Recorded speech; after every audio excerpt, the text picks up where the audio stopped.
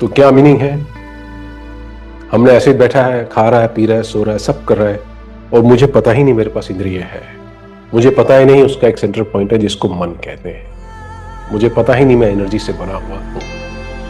मेरे पास शरीर है, मैं शरीर नहीं। मुझे मालूम ही नहीं है कि एक सोर्स होता है कोई दुनिया में। कैसे पता होगा?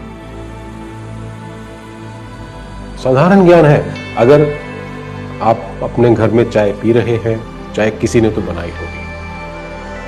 आप चाय नहीं पीते, आप दूध पीते हैं, किसी ने तो बनाया।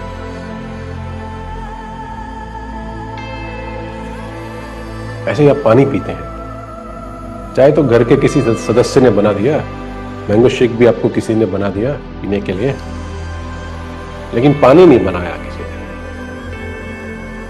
कुछ है अगर इस सृष्टि में किसी ने बनाया होगा, उसको मिलके हेलो कह दो, उसको थैंक यू बोल दो, ये है सोर्स। इसके बाद ज्ञान, ब्रेन, न्यूरॉन, सिनैप्सेस, हमने उसका भी बात की। तो जैसे जैसे हमारे अंदर वाइब्रेशन बढ़ता है, वैसे वैसे हम ऊंचे ऊंचे लेवल के ज्ञान रिसीव कर सकते हैं। उल्टा हो गया बात। हम ऐसा सुनते हैं ज्ञान आने से हम कुछ और सीख सकते हैं। नहीं, वाइब्रेशन आपका राइजिंग में है, आपको नेक्स्ट नॉलेज प्राप्त हो जाएगा, ये इसका मीनिंग।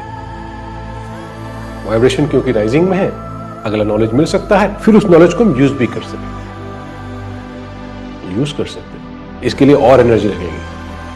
फिर उस नॉलेज को अप्लाई करके, यूज करके हम कुछ रिजल्ट भी ले सकते हैं, इसके लिए हमको और एनर्जी लगेगी। यह है एनर्जी की स्टोरी, बैलेंस से चलती है। तो ऋषि विश्वामित्र जी, उन्होंने भी कुछ देखा। उन्होंने देखा गायत्री मंत्र, और उन्होंने सुना भी गायत्री। कहां पर देखा? ओपन स्पेस में। तो आंखें बंद करके बैठे, देख लिया, सुन लिया, कैसे उसका उच्चारण करना है, फिर बोल के उन्होंने बता दिया कैसे गायत्री मंत्र उच्चारण किया जाता है और क्यों उच्चारण किया जाता है, वह भी बता दिया। ऐसे हमारे बहुत सारे दृष्टा हुए हैं, ऑब्जर्वर्स हुए हैं। वो ऑब्जर्व करते हैं चीजों को। वो क्यों ऑब्जर्व कर रहा है? Because they have senses. तो क्या आप भी ऐसा कोई मंत्र देख सकते हो? उसका भी हमको जरूरत नहीं है, वो सब कुछ ऑलरेडी बन चुके हैं चीजें, उसका जरूरत नहीं है।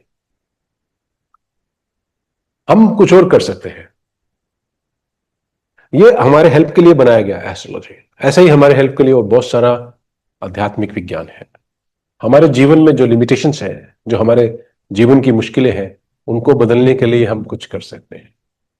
यही है मन और सेंसेस। एग्जाम्पल देने के लिए, अगर मन XYZ फ्रीक्वेंसी पर अभी भी बीट करता है, दिल नहीं है, मन, उसकी अपनी एक सर्कुलेशन है। अगर मन वाइब्रेट कर रहा है एक फ्रीक्वेंसी पर, तो हमारे, आप इतना समझ गए होंगे, मन से सेंसेस जुड़े हुए हैं। इंडिविजुअल सेंस को टैकल करने के लिए मैं इंडिविजुअल सेंस को भी और मन को भी, दोनों को एक साथ बात कर रहा हूं, कैसे हम इसको मैनेज कर सकते हैं। ये इंट्रोडक्शन है अभी, लेकिन आने वाले दिनों में इसकी क्लास अलग होती है, जिसमें हम मन को ही चेंज कर लें अगर। लेकिन केवल मन नहीं है, मन के साथ सेंसेस को भी कुछ करें, तो क्या आप देख पाओगे? मैंने सवाल पहले भी पूछा था, क्या आप देख पाओगे क्रिएटर को? आंखें खोल के नहीं देखना है, आंखें बंद करके देख सकता है। जी हाँ, जी हाँ, देख पाएगा। क्या आप खा पाओगे कुछ बहुत अच्छा, अद्वितीय टेस्ट? खा पाएगा ना? Just understanding. लेकिन ये इसका काम नहीं था कि हम आंख, नाक, कान, मुंह को कैसे यूज करेंगे और आगे के कौन से इंद्रियां हैं। मे बी वो मैच ना हो, जो कुछ लोगों ने गीता में पढ़ा होगा, मे बी थोड़ा डिफरेंट आएगा। तो क्या हम गीता से अलग भी कुछ कह सकते हैं? नहीं, ऐसा है ही नहीं। बस उसके शब्द कुछ ऐसे होंगे जो आप अपने लाइफ में उसको रिलेट कर पाओगे और उसका यूज भी कर पाओगे। ये इसका मीनिंग। तो सवाल है कि इंद्रिय निग्रह क्या होता है? अगर हम इंद्रियों को विकसित करने की बात कर रहे हैं और अध्यात्म कहता है इंद्रियों को छोड़ के आगे बढ़ा जाए, उस हिसाब से देखेंगे। हमको समझना इतना सा है, मेरा एक मन है, मेरे एक इंद्रियां है और शरीर कुछ नहीं है। जो कुछ भी मेरा शरीर करता है, सोचता है, सोता है, जागता है, वो इस इंद्रिय के इनपुट से ही कर रहा है। अगर किसी तरह भी इनको इनकी बेस्ट पोजीशन में हम ले आए, तो क्या लगता है आपको, व्हाट डू यू थिंक? मान लो थ्योरी में ही हम इंद्रियों को और मन को एक बहुत अच्छी जगह पे ले आते हैं, बेस्ट हैं ये लोग, अब तो आपका जीवन कैसा होगा? ऐसा हमारा अंडरस्टैंडिंग है इंद्रियों को लेकर। तो आंख है, नाक है, मुंह है, कान है, त्वचा है, बहुत सारी चीजें हैं। क्या हम सबको डेवलप कर सकते हैं? यस, हम सबको डेवलप कर सकते हैं। क्या जरूरी है करना?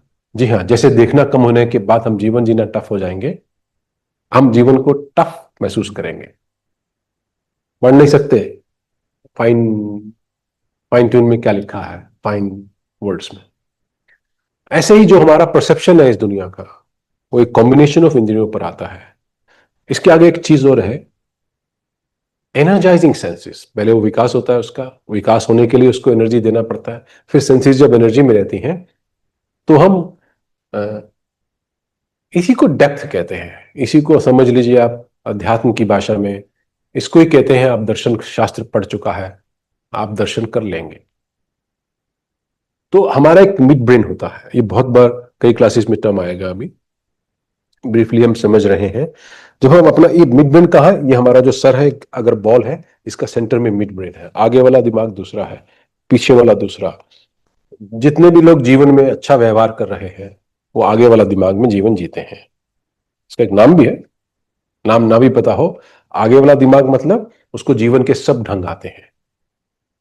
लेकिन मिड ब्रेन वाला व्यक्ति इसको डिक्लाइन कर देता है, वो एक्सेप्ट नहीं करता जनरली।